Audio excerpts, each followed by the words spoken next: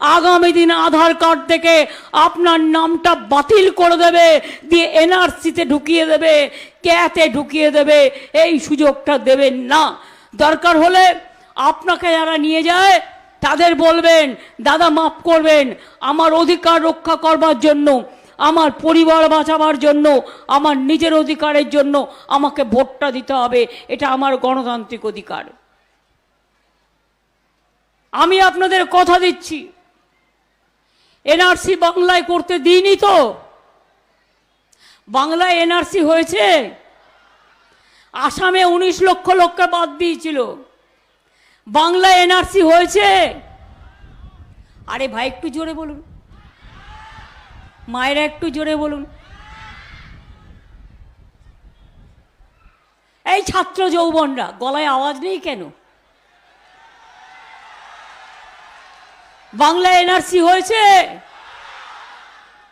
হবে? হবে না? বলুন হবে না? হবে না? হবে না? কে আমি করতে দেব না? যেই আপনি অ্যাপ্লাই করলেন, ব্যাস সব গেল, আপনি বিদেশি হয়ে গেলেন। আপনারা সবাই নাগরিক, মনে রাখবেন, কোনো ভয় পাবেন না। যার রেশন কার্ড নেই, যার আধার কার্ড নেই, হতাশায় ভুগবেন না, ভয় পাবেন না। নির্বাচনের পর আবার দরকার হলে দুয়ারে সরকার করিয়ে দেব, ওখানে আবেদন জানাবেন, আপনার যা আছে তাই দিয়েই হবে। আপনি যে এখানে বসবাস করছেন, কাজ করছেন, এটাই আপনার বড় পরিচয়। সবাই এমএ পাস করতে পারে না, সবাই ডাক্তার হতে পারে না, সবাই ইঞ্জিনিয়ার হতে পারে না, সবাই কোটিপতি হতে পারে না।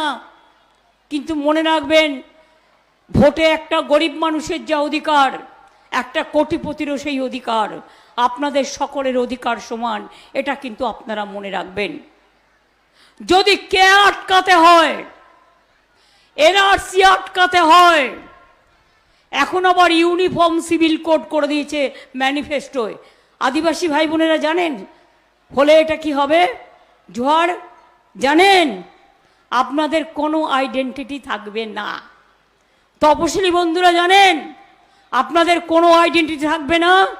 রাজবংশী ভাই বোনেরা জানেন আপনাদের কোনো আইডেন্টিটি থাকবে না। মতুয়া ভাই বোনেরা জানেন কারো কোনো আইডেন্টিটি থাকবে না। সংখ্যালঘু ভাই বোনেরা জানেন আপনাদের যে আইডেন্টিটি, আপনাদের ধর্মীয়, দলিতদের আলাদা ধর্ম, আদিবাসীদের আলাদা ধর্ম, তারা নিজেদের ধর্ম মতো ধর্ম পালন করে, তপশিলীরা নিজেদের ধর্ম মতো পালন করে। হিন্দুদের মধ্যেও মনে রাখবেন অনেক কাস্ট আছে, অনেক সাব কাস্ট আছে। ব্রাহ্মণরা যেটা করে কায়স্থরা সেটা করে না, কায়স্থরা যেটা করে নমশূদ্ররা সেটা করে না। অনেক কাস্ট, অনেক ধর্ম, অনেক বর্ণ, অনেক জাতি।